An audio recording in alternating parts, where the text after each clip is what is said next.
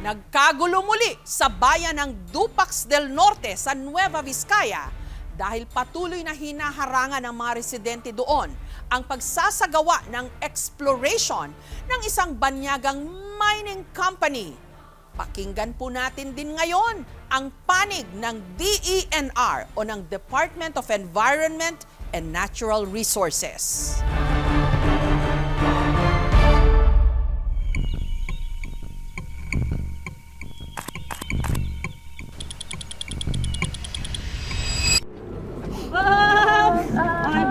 Hindi pwede!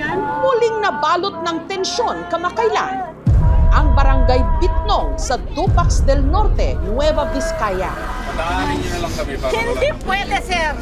Amin to! Amin to! Ang mga residente kasi at mga pulis, kasama ang ilang empleyado ng Woggle Corporation, ang kumpanyang nagsasagawa roon ng mining exploration, nagkagirian.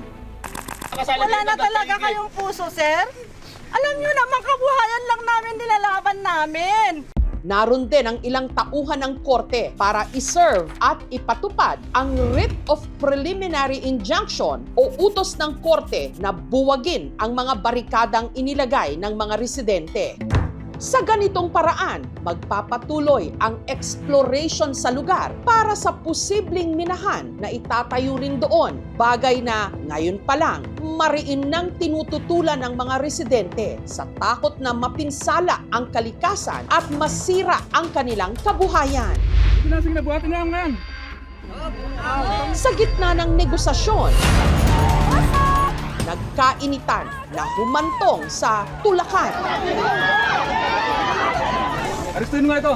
Ang isa sa mga nagprotesta, dinampot ng pulis. Sa gitna ng kaguluhan, may mga residente pang nawalan ng malay. Naunang kanila ang kakulitan. Hindi po lang Sa huli, 7 ang inaresto at ikinulong sa police station. 6 sa kanila, mga babae. Pulis sa Pilipinas! Magsilbi ka sa bayan! Huwag sa dayuhan! Sa lupang sagana sa likas yaman, sino nga ba ang mas may karapatan? Ang dambuhalang korporasyon na may pahintulot na suriin ang kanilang mga lupain at nangangako ng trabaho o ang mga residenteng matagal nang namumuhay rito na tutol sa isa pang minahan.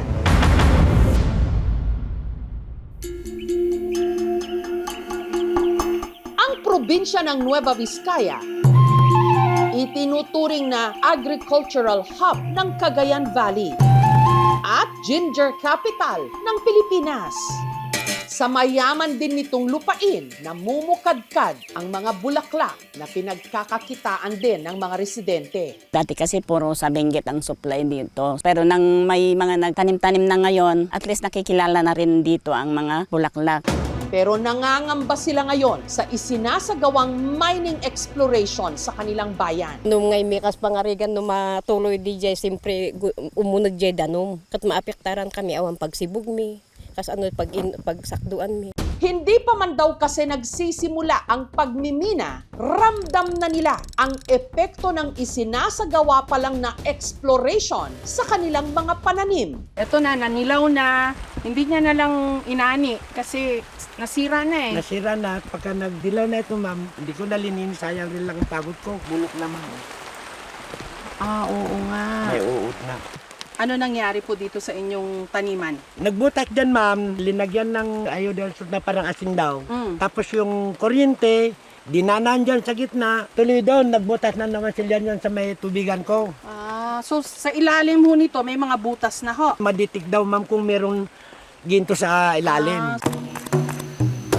Nagbalik ang aming team sa Dupax del Norte sa linggong ito at naroon ulit si Tatay Gregorio pero wala sa kanyang bukid kundi sa barikada kasama sa mga nagpoprotesta. Talang naninervous kami, ma'am, sa takot. Takot namin dahil nung kahilan na sila na umahon na naman doon sa taas. Ala ni! kasamahan niyang magsasaka na si Jane Lee, muntik na rin daw mapasama sa mga ikinulong. Kasama kasi siya sa itinatag nilang human barricade. Ang alam ko, i-implement daw yata yung order ng korte na preliminary injunction. Nandun lang kami, nakaupo. Hinatak niya yung kamay namin. Hinatak nila yung aking paa. Naubatan na yata ako or ano.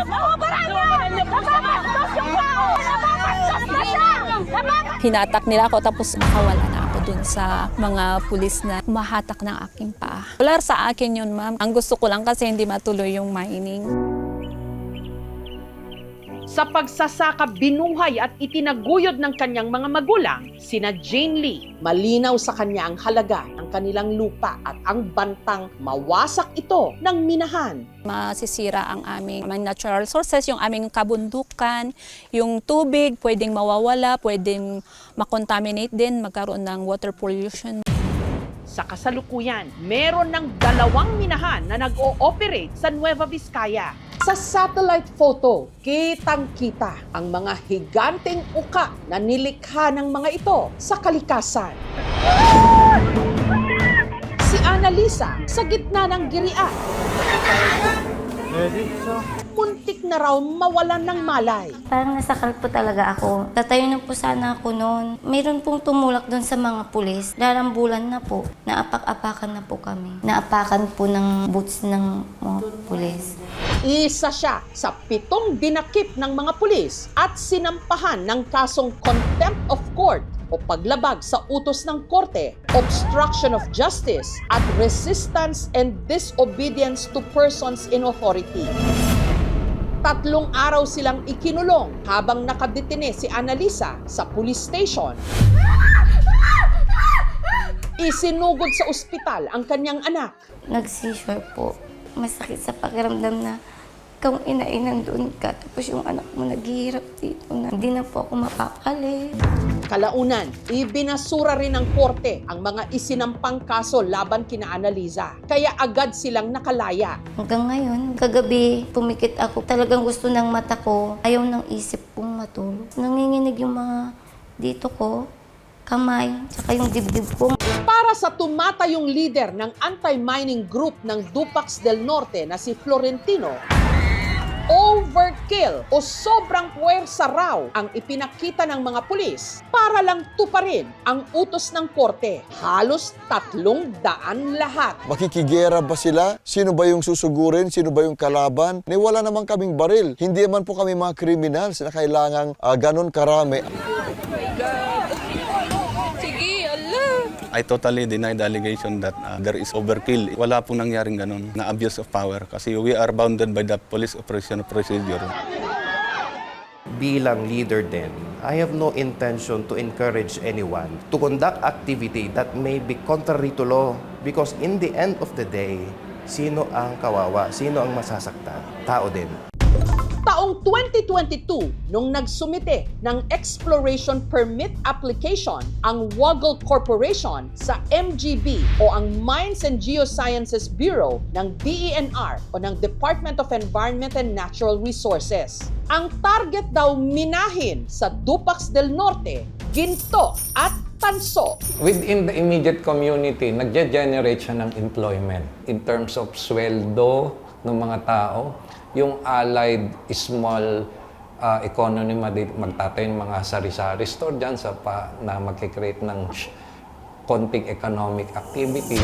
August 2025, inilabas ang exploration permit na nagpahintulot sa kumpanya na mag-explore sa 5 mga barangay sa Dupax del Norte. Nagsimula sa Sitio Kion sa Barangay Bitnong. Tuloy pa rin ang paghuhukay at pagbubutas sa bundok para raw makakuha ng sample at malaman kung saang parte ng bundok ang mayaman sa mineral.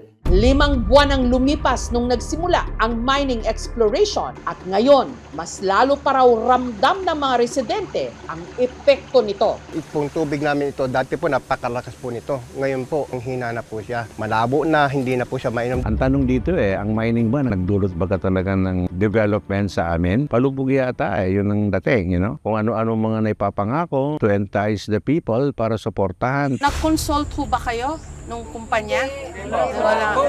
Wala pong nangyaring genuine consultation, madam, kasi nga po, ang ginawa nila, halimbawa po dito mismo sa Porokyon na ito, nagkaroon ng presentation, pero nung kakain na po sila, kumuha sila ng listahan daw ng mga kakain. Pero yun na yung ginamit nila. Panlilin lang yan kasi walang actual, genuine public consultation po na nangyari talaga. Kaya ngayon, mas pinaigting pa raw ng mga nagpoprotesta ang kanilang mga barikada. Maliban sa pagharang sa entrada, gumawa rin sila ng ilang malalalim na hukay para hindi mapasok ang daan papunta sa exploration sites. Tanging paraan po namin para hindi po sila makapasok po ng mga kagamitan po. 3 hukay po na malalalim po ito. Pinangangambahan ng mga residente na kung sakaling matuloy ang proyekto, hindi lang ito banta sa kalikasan, pati na sa kanilang buhay. Taong 2020, nagka-landslide sa 3 sitio na sakop ng barangay Runruno sa bayan ng Quezon, dito pa rin sa Nueva Vizcaya. Nangyari ang pagbuho ng lupa sa kasagsagan ng bagyong Ulysses. 10 ang naiulat na namatay. Yung bahay dito sa banda rito, nung nanaslide na tabunan, na declared itong banda na hazardous. Every may bagyo, ma'am, talagang pinapaano namin ng mga tao na umalis na mga ganitong lugar. Ayon sa barangay, ang pinangyarihan ng landslide di umano sakop ng mining tenement ng FCF Minerals Corporation, isang large-scale mining na nag-ooperate sa lugar mula pa noong 2016. Kaya ang mga tiga Dupax del Norte nangangambang posibleng mangyari ang kaparehong trahedya sa kanila kapag natuloy ang pagmimina. Dito sa taas naman, may drilling doon pero di natin alam kung yun ba ang yung dahilan kasi medyo malayo naman yung drilling, banda ron naman. 5 ang namatay noon sa sitio compound. Kabilang na ang bayaw ni Juanita na si Noel. Kung hindi sana nila hinukay, baka walang slide doon sa banda. O wala sanang namatay. Kahit tutro kami noon talagang walang magagawa. Natuntun din ng aming team ang isa pa sa pinangyarihan ng landslide, ang sitio Bitang. Bali dito yung isang landslide, maliban sa pinuntahan natin kanina, dito banda yon, 4 na namatay. Natutulog sila, yung lupa galing sa taas, bumaba galing dito banda noon.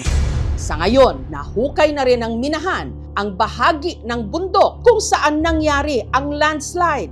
Sa pagmimina, ayaw ko talaga at masisira itong kabuhayan namin dito. Saan kami pupunta? Kutkutin man sa ilalim, mawalan kami ng tubig. Mas titira kami dito sa ibabaw, ay kung gumuho yan, di malilibing kami ng buhay. Sa pagsisiyasat noon ng aming team, na lamang ang FCF Minerals, subsidiary ng kumpanyang Metals Exploration PLC na katulad ng Woggle na nakabase sa United Kingdom. Affiliate ng kumpanya ang Woggle Corporation na siyang nagsasagawa ngayon ng exploration sa Dupax del Norte. Gaya ng lawak ng mining exploration site ng Woggle Corporation, nasa mahigit 3,000 hectares ang sakop din ng FTAA o ng Financial or Technical Assistance Agreement ng FCF Minerals. Nakipag-ugnayan ng aming programa sa tanggapan ng Woggle Corporation at ng FCF Minerals Corporation. Pero sinabi nilang mas mainam daw na sa DENR kami makipag-ugnayan. Humingi kami ng interview sa pinakamataas na opisyal ng DENR, si Secretary Rafael Popolotilla. Pero ayon sa kanyang opisina, busy siya, abala sa ibang appointments sa MGB o sa Mines and Geosciences Bureau na nasa ilalim din naman ng DENR na raw kami humingi ng interview. Pulis ng Pilipinas, magsilbi ka sa bayan! Natural naman yan sa mga community na magkakaroon sila ng reaksyon. Some other people was already informed, some other not really properly informed. Ano naman gagawin sa amin pag hindi kami tumanggap ng application, ay nasa batas yung pagtatanggap ng application. Hindi kami rin ang kakasuhan ng mga aplikante natin. We assure in the region that the issuance is nasa proseso naman siya. Pataanin niyo na lang kami para Hindi pwede, sir. Amin to. Yung mga titulo, ang lupa natin, ang binibigay lang na rights natin sa ibabaw. Hindi yung lupa mo hanggang sa ilalim, sa'yo yan. The mineral is owned by the state. Ang malaking tanong pa rin kung totoong walang konsultasyon na isinagawa sa mga residente, paano nabigyan ng exploration permit ang Woggle Corporation? Na-consult naman yan. The evaluation document submitted in our office, we deem it proper because it was signed by the barangay captain, sealed and signed, original signed by the barangay captain. Ma'am, naghikayat sila ng maraming tao na sabi nila may watwatan daw sa barangay hall. Watwatan at pakanda. At magpakain. Pinapirma kami para alam nila yung papakainin nila. Yun pala ang gagawin nilang consultation. Isa pa sa mga kwestiyon ng mga nagpoprotesta, paano nga ba masisigurong hindi masisira ng minahan ang kalikasan at ang kanilang mga kabuhayan? Gayong malinaw sa Nueva Vizcaya kung ano ang epekto ng mga kasalukuyang nag-ooperate ng mga minahan. They will see to it kung saan lang yung mayroong pwedeng minahin, kung sakaling mayroon man, ay doon lang yung specific na area na magkaroon ng mina. Hindi naman yung buong 3,000 hectares ay gagalawin. Sa kaso ng FCF Minerals, sinabi ng MGB na bagamat nahukay at napatag ng mga bundok na sakop ng permit ng kumpanya, sumasailalim naman daw ang mga ito sa tinatawag nilang rehabilitation. Inaayos naman daw nila ang mga nasirang parte ng bundok. Pero posible nga ba ito? Gayong mula sa lupa, nakuha na ang mga mineral, naputol na ang mga punong kahoy. Kung napunta yun talaga yung FCF, tinanong nyo sa kanila kung saan na yung part doon na namina nila. Meron silang portion doon no, na malalim din, nirehab na nila yon, nilalagyan na ng soil, tinatam na nila ngayon yung mga lugar na yon. Ngayon, yung sinasabi mong parang wounds, tama rin yun na nandun yung wounds, pero sabi nga natin, sa government, meron na tayong Environmental Protection Enhancement Program. Actually, mining is destructive per se. Maapekto talaga ang mga wildlife at mga endemic na halaman sa lugar na kung saan merong actual mining operation. It would take at least a decade or 20 years to regenerate itself. Meron tayong RA 7942, meron tayong mga DAOs and related laws pertaining to mining. Pero yung mga ganyan na mga clamor ng mga tao, hindi naman tumitigil ang gobyerno eh. Kung merong mga ganyang mga nakikita nila, government, yung continuous naman yung pagre-review ng mga policies kung ano dapat gawin on the ground. Inusisa rin ang aming team sa MGB kung ano nga ba ang naging dahilan ng mga landslide na nangyari noong 2020 sa Barangay Runruno. Actually, nagkaroon kami ng inspection at saka investigation. Alam naman natin ang Runruno nung araw, punong-puno yan ng mga small-scale miners. Yung mga old tunnels ng mga small-scale miners, binabalikan nila na pinapasok. Ito may bagyong lupa. O di anong nangyari? Tatapunan sila doon. Pero that is hindi naman sa eksaktong operation ng Runruno. Although part of the area, pero hindi part of the operation ng FCF. Siguro mas maganda siguro mag-usap-usap na lang siguro ulit. Hindi naman magkaroon ng mga dahas. Sana walang mga initan ng ulo. Walang mga masaktan. Ang kinakatakutan namin kung mawawalan ng tubig, di magiging dry na yung rice field at pwede rin matatabunan yung mga bahay kasi pag bumabagyo, ma'am. Ang takot ko po kung paano ko mapag-aral yung mga anak ko. Mawawala yung hanap buhay namin. Gaya ko, hindi ako pag-aral. Yun lang pong naming trabaho na marangal. Sabi ko doon sa mga kasama ko, huwag tayong susuko. Laban natin itong kalikasan dito sa atin. Saan tayo pupunta kung minahin ito? Paano na tayo yung mga anak natin? Nasaan ang pamana natin kung sa kanila kung talagang sisirain yung kabundukan? Oo, may kapalit ang kaunlaran. Ngunit dapat bang ang katumbas nito?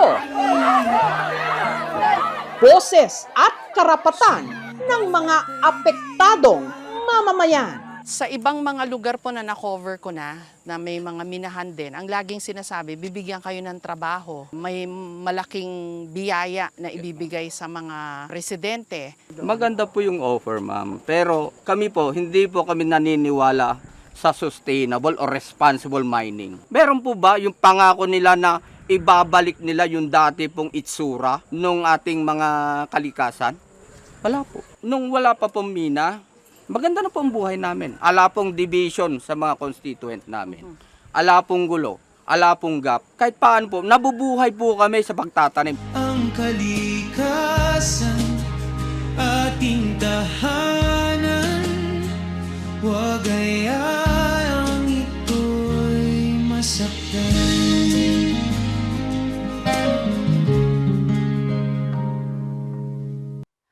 Thank you for watching, mga kapuso. Kung nagustuhan niyo po ang videong ito, subscribe na sa GMA Public Affairs YouTube channel. And don't forget to hit the bell button for our latest updates.